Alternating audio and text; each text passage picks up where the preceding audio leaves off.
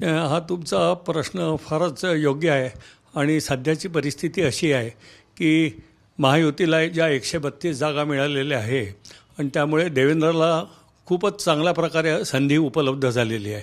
आणि देवेंद्रजींच्या पत्रिकेमध्ये जेव्हा आम्ही डिटेल्समध्ये पत्रिका पाहिली तेव्हा लक्षात आलं की राहू जो डिसेंबरमध्ये 2023मध्ये बदललेला होता आणि शनीसुद्धा, तर त्याच्यामुळे त्यांना एक प्रकारे शक्ती प्राप्त झाली होती, बळ प्राप्त झालं होतं आणि याचा प्रत्यय त्यांना या इलेक्शनमध्ये आला.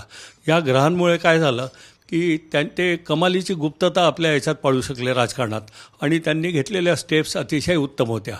आणि त्याच्यामुळे त्यांच्या मूळ पत्रिकेतील मंगळ आणि राहू, तसंच नेपच्यून आणि आपला दुसरा हर्षल ग्रह म्हणा किंवा नेपच्यून आणि केतू यांच्या कॉम्बिनेशनमुळे त्यांना यश मिळणार हे तर भाकीत करणं फार सोपं होतं या इलेक्शनला. फक्त राजकारणांमुळे आम्ही काही ते भाकीत केलेलं नव्हतं, कारण जे सर्वेचे रिपोर्ट्स वगैरे यायचे तर त्याच्यामुळे गैरसमज व्हायची म्हणजे शक्यता असल्यामुळे आम्ही त्या दृष्टीने थोडं हे केलं होतं. तर सध्याचा काळ म्हणाल तर देवेंद्रांना फारच चांगला काळ आहे आणि त्याचं आपल्याला अनुमती 23 तारखेला दिसून आली. 23 तारखेला जो रिझल्ट लागला त्यात आश्चर्यकारक अशी घटना काहीही नाही आहे. तर त्यामुळे असं नवल वाटण्यासारखं नाही आहे. पण राजकारणी लोकांचे कॅल्क्युलेशन्स वेगळे असतात आणि आम्हाला ग्रहमानाप्रमाणे आम्ही जे पाहतो त्याच्याप्रमाणे आमचा स्टडी वेगळा असतो. तर ह्यात सांगायचं म्हणजे ह्या सर्व पार्श्वभूमीवर त्यांना ह्याच राहू आणि शनीच्या फेऱ्यामुळे जसं त्यांना त्यांच्या पत्रिकेत फार चांगले शुभग्रह म्हणजे फायदा होत होता, तर तसा एकनाथजी शिंदे यांच्या पत्रिकेतसुद्धा दिसून आला आणि त्यामुळे ते त्यांच्या जास्तीत जास्त त्यांच्या पक्षाचे आमदार यावेळेस निवडून येऊ शकले. सेम परिस्थिती अजित पवार यांच्या गटाची सुद्धा होती. आणि त्यामुळे अजित पवारांनी हा जो जुना पक्ष सोडून महायुतीत सामील झाल्याचा निर्णय आहे तो अतिशय योग्य होता हे दाखवून दिलेलं आहे. याचप्रमाणे नरेंद्र मोदी आपले पंतप्रधान आणि अमित शहा यांच्या कुंडलीतील सुद्धा राहू आणि शनी यांनी फार धुमाकूळ घातलेला होता. मोदींनी इतकी मेहनत केलेली आहे नरेंद्र मोदींनी की त्याच्यामुळे यश मिळणार हे तर नक्की होतंच, परंतु आपलं अमित शहा यांनी सुद्धा जे कॅल्क्युलेशन्स केले होते आणि ह्या ग्रहांमुळे त्यांचे कॅल्क्युलेशन्स आणि तिकीट वाटपाचे निर्णय अत्यंत फायदेशीर ठरलेले आहे. तर ह्याच्या बाबतीत फक्त अमित शहांच्या बाबतीत सांगायचं आहे की त्यांनी तब्येतीची काळजी घ्यायला पाहिजे, कारण मानसिक व्यग्रता म्हणा किंवा त्यांना हार्टचे प्रॉब्लेम वगैरे होऊ शकतात फ्युचरमध्ये, अर्थात ते त्याची काळजी घेतीलच याची मला खात्री आहे. तर आता ह्याच्या बाबतीत म्हणायचं तर आपल्याला हा जो 5 डिसेंबर आणखीन गुरुवार 5 डिसेंबर आणि संध्याकाळी 5 वाजता ही वेळ यांनी मुहूर्तासाठी निवडलेली आहे. अतिशय उत्तम वेळ आहे. बरं झालं आधी केलेलं नाही, कारण आधी अमावस्या होती. आधीचे दिवस ज्योतिषशास्त्राच्या दृष्टीने चांगले नव्हते, ग्रहमान चांगलं नव्हतं. कदाचित त्यावेळेस देवेंद्रजींनी शपथ घेतली असती तर पुढे अडचणी निर्माण झाल्या असत्या. त्यामुळे 5 तारखेला 5 वाजता ही वेळ ग्रहमानाप्रमाणे अत्यंत चांगली आहे असं आम्हाला ज्योतिषशास्त्राप्रमाणे आम्हाला वाटतं आहे. याच्यात सांगायचं म्हणजे जसं आपल्या राशी असतात तसं प्रत्येक गावाची राससुद्धा असते. मुंबईची राशी आहे चंद्र राशी आहे वृश्चिक, नागपूरची आहे कन्या आणि महाराष्ट्राची रास म्हटली तर धनु. या तिन्ही गोष्टींना ग्रहमान अतिशय चांगला आहे आणि या दृष्टीने ही वेळ अत्यंत चांगली आहे. आणि याच्यात साधारणतः शुभ वेळ आपण पाहिला जाते. शुभ वेळ संध्याकाळी 5 ते 6:30 आहे. त्यामुळे नरेंद्र मोदीजींनी कितीही सांगितलं की आम्ही इतक्या वेळ थांबू, परंतु ते मला वाटत नाही 15 मिनिटाच्या वरती थांबतील, कारण त्यांनासुद्धा कोणीतरी सल्ला दिला असेल की त्याच्यानंतरचा काळ हा चांगला नाही आहे. तर त्यामुळे 5 ते 6:30 याच्यात त्यांना शपथविधी उरकायची आहे, म्हणून कदाचित फक्त 3 किंवा 4-5 जणांचे मॅक्झिमम शपथविधीचे कार्यक्रम होऊ शकेल असं मला वाटतं आहे. आणि ह्याच्यातसुद्धा आपल्याला पाहायचं आहे त्या दिवशी मुंबईची इथली ग्रहांची परिस्थिती फार वेगळी आहे. साधारणतः विनायक चतुर्थी जी आहे ती 12:51 समाप्त होते आहे. भद्रा काळसुद्धा तिथे असतो आणि दुपारी जो राहू वक्री चालला आहे सध्या, तर तो राहू जो वक्री आहे तो दुपारी साधारणतः 1 ते 3:30 पर्यंतचा राहू काळ आहे. तर त्यामुळे ही वेळ झाल्यानंतर संध्याकाळीच त्यांना हे करणं भाग होतं. आणि मार्गशीर्ष महिना अतिशय चांगला म्हणून निवडला जातो, कारण भगवान श्रीकृष्णांनी सुद्धा सांगितलं आहे की हे जे मास आहेत, महिने आहेत, त्यात मार्गशीर्ष सर्वात उत्तम आहे. आणि ते अतिशय उत्तम असल्यामुळे त्यांनी त्या मार्गशीर्ष मासाचा गौरवसुद्धा केला होता.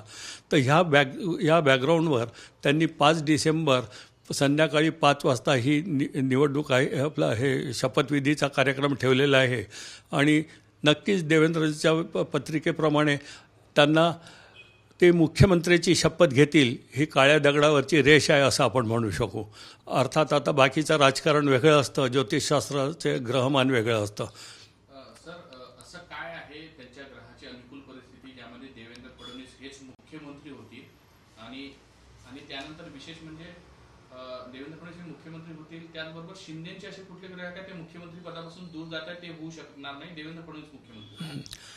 देवेंद्रजी मुख्यमंत्री होण्याचे चान्सेस जरा जास्ती आहे, कारण त्यांचा जो मूळ कुंडलीतील शनी आहे, जो राहू आणि चंद्रावरून भ्रमण करत होता, त्यामुळे त्यांना संघर्ष खूप करावा लागलेला होता. आणि खरं सांगायचं म्हणजे देवेंद्रजींनी पहिल्यापासूनच खूप प्लॅनिंग तयार केलं होतं, प्लॅनिंग झालं होतं त्यांचं. आणि त्या या ग्रहमानामुळे कुंडलीतील मंगळ आणि राहू षडाष्टक होता. राहू नेपच्यून केंद्रयोग या महत्त्वाच्या योगामुळे त्यांनी काय केलं होतं की ऑलरेडी आधीपासून खूप प्लॅनिंग केलं होतं आणि अतिशय गुप्तता पाळली होती. ठीक आहे, त्यांचे महायुतीचे एकमेकांचे संबंध काही असो, पण त्याच्यामुळे त्यांना यावेळेस यश मिळणार हे नक्कीच होतं आणि हे मिळालेलं आहे. परंतु याच्याबरोबर आपलं एकनाथजी शिंदे यांनासुद्धा कारण यांच्या तशाही नंबर्स कमी आलेले आहे आणि ग्रहमानामुळे जरा त्यांना तब्येतीची सुद्धा काळजी घ्यावी लागते. सध्या त्यांची तब्येत चांगली नाही ही गोष्ट खरी आहे. त्यांनीसुद्धा प्रामाणिकपणे मेहनत केलेली आहे, परंतु यावेळेस त्यांचे काही ग्रह त्यांच्या कुंडलीतील त्यांची अंश आपण म्हणू राहू आणि केतू, कारण यांचं जे भ्रमण चाललेलं आहे हे देवेंद्रच्या मानाने थोडं कमजोर पडत आहे. त्याच्यामुळे त्यांना कदाचित उपमुख्यमंत्री पदावर किंवा ते कॅबिनेट मिनिस्टरचा दर्जा घेऊ शकतील असं सुद्धा निदान करणं शक्य आहे. अर्थात हा राजकारणाचा भाग वेगळा आहे. आणि अजित पवारांची मात्र परिस्थिती अत्यंत उलट आहे. त्यांना सर्व बाजूनी अजित पवारांना खूप फायदा होतो आहे आणि ते विन टू विन सिच्युएशनमध्ये आहे आणि मला वाटतं त्याचा ते नक्कीच फायदा घेणार आहे असं मला वाटतं. पण फडणवीसांच्या बाबतीत म्हणजे जी स्ट्रॉंग आहे किंवा जे ग्रहमान परिस्थिती आहे ती 2014 मध्ये तशीच होती, तीच परिस्थिती पुन्हा आहे की काही बदल आहे ना, वेगळं पण घडतंय यावेळेस काहीतरी? नाही, 2014मध्ये जशी परिस्थिती होती तशीच परिस्थिती यावेळेससुद्धा आलेली आहे. कारण मुंबईच्या याच्यातला हा जो शनी आहे आणि शनी हा राजकारणासाठी अतिशय महत्त्वाचा आहे आणि शनी हा देवेंद्रजींना नेहमीच साथ देत आलेला आहे. त्यामुळे शनिग्रहाच्या याच्याचमुळे वर्चस्वामुळे बाकीच्या लोकांच्यापेक्षा म्हणजे अजित पवार म्हणा किंवा एकनाथजी शिंदे यांच्या पार्श्वभूमीवर देवेंद्रजींचा शनी अत्यंत पॉवरफुल आहे आणि तो कर्मस्थानात आहे मुंबईच्या, आणि यांच्या कर्मस्थान म्हणजे राजकारणाचं स्थान आहे. त्यामुळे यावेळची परिस्थिती फार वेगळी आहे. 100% त्यांना मुख्यमंत्री होतील असं ज्योतिषशास्त्राप्रमाणे आम्ही निदान करू शकतो. सर, पुढचा काळ कसा राहील? म्हणजे महायुतीमध्ये असल्यामुळे 3 पक्षांचं एकत्र आहे, त्यामुळे सगळं सुरळीत राहील 5 वर्षे की काही त्याच्यामध्ये ज्या पद्धतीने सध्या रुसवे फुगवे आहे तर ती परिस्थिती काय सांगते? नाही, पुढील परिस्थितीसुद्धा मला वाटत नाही. कमीत कमी 1 ते 1.5 वर्ष हा काळ चांगला आहे देवेंद्रजींना, परंतु देवेंद्रजींना 1 ते 1.5 वर्ष त्यांना खरं तर मुख्यमंत्रीपद राहायलाच पाहिजे, कारण त्यांना पुष्कळ गोष्टी आता ॲडजस्टमेंट कराव्या लागणार आहे. जरी त्यांची संख्याबळ जास्ती असलं तरी अंतर्गत जे शत्रू आहे या ग्रहांमुळे अंतर्गत जे शत्रू आहे त्यांच्यापासून त्यांना त्रास होऊ शकतो. म्हणून त्यांनी थोडं केअरफुल राहायला पाहिजे, कारण कोणाला प्रत्येकाला खुश करणं शक्य नाही आहे. प्रत्येकाला त्यांनी विधान परिषदेचे तिकीट देतो असं सांगितलेलं आहे. प्रत्येकाला 12 आमदार जे आहे त्यातले 5 आमदार तुम्हाला आम्ही देतो, त्यातल्यापैकी एकाला देतो, कारण हे राजकारण वेगळं आहे. परंतु त्यातले काही नाराज लोक त्यांना त्रास द्यायचा प्रयत्न करतील आणि गृह खातं हे अत्यंत महत्त्वाचं आहे आणि देवेंद्रजींनी ते आपल्याकडेच ठेवावं असं ज्योतिषशास्त्राप्रमाणे मला तरी वाटतं. नाहीतर याचा गैरफायदा इतर पक्षातील लोक घेऊन इमोशनल ब्लॅकमेलिंग करू शकतील असं मला वाटतं. येणारा काळ अतिशय चांगला आहे देवेंद्रजींना. मला वाटतं जर त्यांना केंद्र सरकारची जर वेळच्या वेळेस मदत झाली, सहकार्य झालं, फंड्स उपलब्ध झाले, लाडकी बहीणसारख्या योजना आणि इतर योजना त्यांनी व्यवस्थितपणे राबवल्या तर 5ही वर्ष हेच मुख्यमंत्री राहतील. मला वाटत नाही एकनाथजी शिंदे किंवा अजित पवार यांना संधी मिळेल म्हणून. पण त्रास त्यांना राहील असं वाटतंय शत्रूंपासून? त्यांना शत्रूंपासून त्रास राहणारच आहे. खूप केअरफुल त्यांनी राहायला पाहिजे आणि त्यांनी शनीची उपासना करावी. कारण 2014मध्ये जेव्हा निवडणूक व्हायच्या आधीसुद्धा आम्ही निदान केलं होतं की देवेंद्रजीच मुख्यमंत्री होणार आहे. त्यावेळेस तर निवडणूक व्हायची होती, देवेंद्रजी निवडूनही यायचे होते. तर त्यावेळेचं जे ग्रहमान होतं आणि शनी ग्रहांनी त्याला जी साथ दिलेली आहे आणि अतिशय तर त्याचा फायदा त्यांना या लाईफमध्ये होणार आहे. आणि शनी आणि राहू हे दोन्ही एका कॅटेगरीतले आहे. या दोघांची त्यांना साथ मिळते आहे. त्याच्याबरोबर आता मुंबईला जे शपथ घेणार आहे त्या दिवशी बुध आदित्य नावाचा योग याच्यात होतो आहे. बुध आदित्य योग त्यांच्या पत्रिकेत दोघांच्या दिसतो आहे. त्याचप्रमाणे त्या दिवशी याची हे मकर रास असून मकर राशीत बवकरण आणि बव नावाचा करण आहे.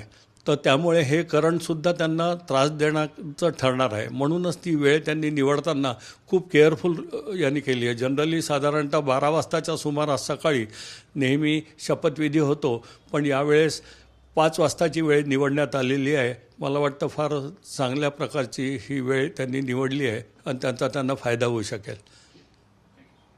मला वाटतं देश विदेशातील प्रत्येक घडामोडींचे लाईव्ह अपडेट मिळवण्यासाठी आता साम टीव्हीच्या सर्व सोशल मीडिया प्लॅटफॉर्मला लाईक, फॉलो आणि सबस्क्राईब करा. तसंच सर्व नोटिफिकेशनसाठी बेल आयकॉन प्रेस करायला विसरू नका.